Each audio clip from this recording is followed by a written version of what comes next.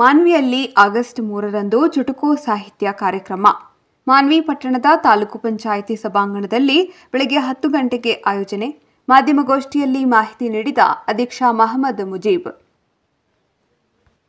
ಸಮಾಜ ಸೇವಕರಿಗೆ, ಸಾಧಕರಿಗೆ ಸನ್ಮಾನ, ಉದಯೋನ್ಮುಖ ಕವಿಗಳಿಗೆ ಅವಕಾಶ ಕಲ್ಪಿಸುವ ಸಲುವಾಗಿ ಮಾನ್ವಿ ಪಟ್ಟಣದ ತಾಲೂಕು ಪಂಚಾಯಿತಿ ಸಭಾಂಗಣದಲ್ಲಿ ಆಗಸ್ಟ್ 3ರಂದು ಬೆಳಗ್ಗೆ 10 ಗಂಟೆಗೆ ಚುಟುಕು ಸಾಹಿತ್ಯ ಕಾರ್ಯಕ್ರಮ ಹಮ್ಮಿಕೊಳ್ಳಲಾಗಿದೆ ಎಂದು ಚುಟುಕು ಸಾಹಿತ್ಯ ಪರಿಷತ್ತು ಮಾನ್ವಿ ಅಧ್ಯಕ್ಷ ಮಹಮ್ಮದ್ ಮುಜೀಬ್ ತಿಳಿಸಿದರು. ರಾಯಚೂರು ಜಿಲ್ಲೆಯ ಮಾನ್ವಿ ಪಟ್ಟಣದ ಪ್ರವಾಸಿ ಮಂದಿರದಲ್ಲಿ ಸುದ್ದಿಗೋಷ್ಠಿಯಲ್ಲಿ ಮಾತನಾಡಿ, ಚುಟುಕು ಸಾಹಿತ್ಯ ಕಾರ್ಯ ಚಟುವಟಿಕೆ ಉದ್ಘಾಟನೆ ಹಾಗೂ ಪದಗ್ರಹಣ ನಡೆಯಲಿದ್ದು, ಉದ್ಘಾಟಕರಾಗಿ ಬಸವಪ್ರಭು ಪಾಟೀಲ್ ಬೆಟ್ಟದೂರು, ಜಿಲ್ಲಾಧ್ಯಕ್ಷರಾದ ನರಸಿಂಗರಾವ್ ಸರಕಿಲ್ ಅವರು ಅಧ್ಯಕ್ಷತೆ ವಹಿಸಲಿದ್ದಾರೆ ಎಂದರು.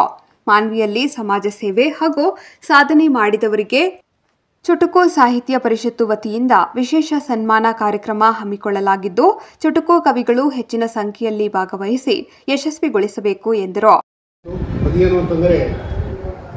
ಚುಟುಕು ಸಾಹಿತ್ಯ ಪರಿಷತ್ತಿನ ಕಾರ್ಯಚಟುವಟಿಕೆಗಳ ಉದ್ಘಾಟನೆ, ಪದಾಧಿಕಾರಿಗಳ ಪದಗ್ರಹಣ ಮತ್ತು ಚುಟುಕುಗೋಷ್ಠಿ ಹಾಗೂ ಕವಿಗೋಷ್ಠಿಯನ್ನು ಹಮ್ಮಿಕೊಳ್ಳುವಂಥದ್ದು.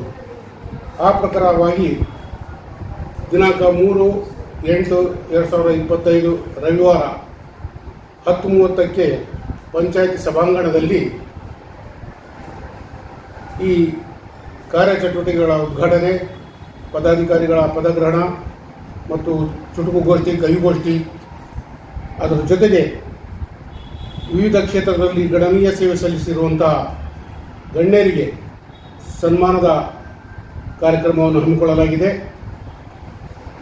ಈ ಚುಟುಕು ಸಾಹಿತ್ಯ ಪರಿಷತ್ತಿನ ಉದ್ದೇಶ ಏನು ಅಂತಂದರೆ, ನೂತನವಾಗಿ ಹುಟ್ಟಿರುವಂಥ ಈ ಚುಟುಕು ಸಾಹಿತ್ಯ ಪರಿಷತ್ತು ಇದು ಕೇವಲ ಮಾನ್ವಿ ತಾಲೂಕಿಗೆ ಸೀಮಿತವಲ್ಲ, ಇಡೀ ರಾಜ್ಯ ಮಟ್ಟದಲ್ಲಿ ಕೂಡ ಬೆಂಗಳೂರಿನ ಎಲ್ಲ ಜಿಲ್ಲೆಗಳಲ್ಲಿ ಮತ್ತು ತಾಲೂಕುಗಳಲ್ಲಿ ಈ ಚುಟುಕು ಸಾಹಿತ್ಯ ಪರಿಷತ್ತು ಹುಟ್ಟುಕೊಂಡಿದೆ. ಬಹಳ ವರ್ಷಗಳ ಇತಿಹಾಸ ಇದೆ ಇದಕ್ಕೆ. ಹಾಗಾಗಿ ಮೊನ್ನೆ ರಾಯಚೂರಿನ ಪ್ರಥಮ ಕಾರ್ಯಕ್ರಮ ದೇವದುರ್ಗದಲ್ಲಿ ಆಗಿದೆ. ಅದೇ ರೀತಿಯಾಗಿ ಮಾನ್ವಿಯಲ್ಲಿ ಕೂಡ 3ನೇ ತಾರೀಕಿಗೆ ಈ ಕಾರ್ಯಕ್ರಮವನ್ನು ಹಮ್ಮಿಕೊಳ್ಳಲಾಗಿದೆ. ಇದರ ಉದ್ದೇಶ ಯುವ ಸಾಹಿತಿಗಳನ್ನು, ಬರಹಗಾರರನ್ನು ಒಂದು ವೇದಿಕೆಗೆ ತರುವಂಥ ಕೆಲಸ ಚುಟುಕು ಸಾಹಿತ್ಯ ಪರಿಷತ್ತಿನಿಂದ ಮಾಡಬೇಕು ಅನ್ನುವಂಥ ದೃಷ್ಟಿಯಿಂದ ಈ ಚುಟುಕು ಸಾಹಿತ್ಯ ಪರಿಷತ್ತಿನ ಅಧ್ಯಕ್ಷನಾಗಿ, ಕಾರ್ಯದರ್ಶಿಯಾಗಿ, ಖಜಾಂಚಿಗಳಾಗಿ, ಕಾನೂನು ಸಲಹೆಗಾರರಾಗಿ, ಉಪಾಧ್ಯಕ್ಷರಾಗಿ ಇಲ್ಲಿ ನಾವು ನೇಮಕ ಮಾಡಿಕೊಂಡು ಕಾರ್ಯ ಪ್ರಾರಂಭ ಮಾಡಬೇಕು ಅನ್ನೋಂಥ ಉದ್ದೇಶ ಹೊಂದ್ಕೊಂಡಿದ್ದೀವಿ. ಆತ್ಮೀಯರೇ, ಯಾಕೆ ಈ ಸಾಹಿತ್ಯವನ್ನು ಬೆಳೆಸಬೇಕು ಅಂತಂದರೆ, ಮನುಷ್ಯನಿಗೆ ಜ್ಞಾನ ವೃದ್ಧಿ ಆಗಬೇಕಂದ್ರೆ ಒಂದು ಸಾಹಿತ್ಯ ಇರಲೇಬೇಕು.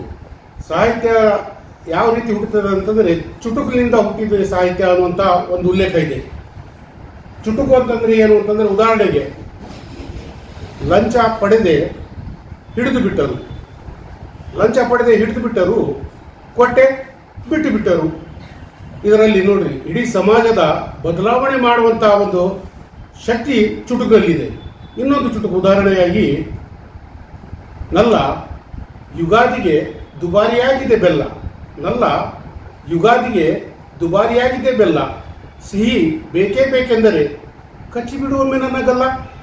ಗಂಡ ಹೆಂಡತಿಯ ಸರಸ ಸಲಾಪದ ಅನುಭವ ಇದರಿಂದ ಸಾಹಿತ್ಯ ಕವನಗಳನ್ನು ಹುಟ್ಟಿರುವಂಥದ್ದು ಅನ್ನುವಂಥದ್ದು. ಈ ಉದ್ದೇಶದಿಂದ ನಮ್ಮ ಕವಿಗಳಿಗೆ ನಾವು ಪ್ರೋತ್ಸಾಹ ನೀಡುವಂಥ ಕಾರ್ಯಕ್ರಮವನ್ನು ಈ ಉದ್ಘಾಟನೆ ಆದ ನಂತರ ಪ್ರತಿ ತಿಂಗಳಿಗೆ ಒಂದೊಂದು ಕಾಲೇಜಿನಲ್ಲಿ ಒಂದೊಂದು ಕಾರ್ಯಕ್ರಮವನ್ನು ಹಮ್ಮಿಕೊಳ್ಳುವಂಥ ಉದ್ದೇಶವನ್ನು ಹೊಂದಿದೆ. ಈಗಾಗಲೇ ನಮ್ಮ ಪ್ರಕಟಣೆ ನೋಡಿ ಪೋತ್ನಾಳಿಂದ ಒಂದು ಕರೆ ಬಂದಿತ್ತು, ಬಹಳ ಖುಷಿ ಆಯಿತು. ನಮ್ಮ ಪೋತ್ನಾಳ ನಿರಂತರ ಸುದ್ದಿಗಳಿಗಾಗಿ ನೋಡ್ತಾ ಇರಿ ನ್ಯೂಸ್ 90 ಕನ್ನಡ ವಾಹಿನಿ, ಸಮಾಜದ ಉತ್ತಮ ಬೆಳವಣಿಗೆಗಾಗಿ.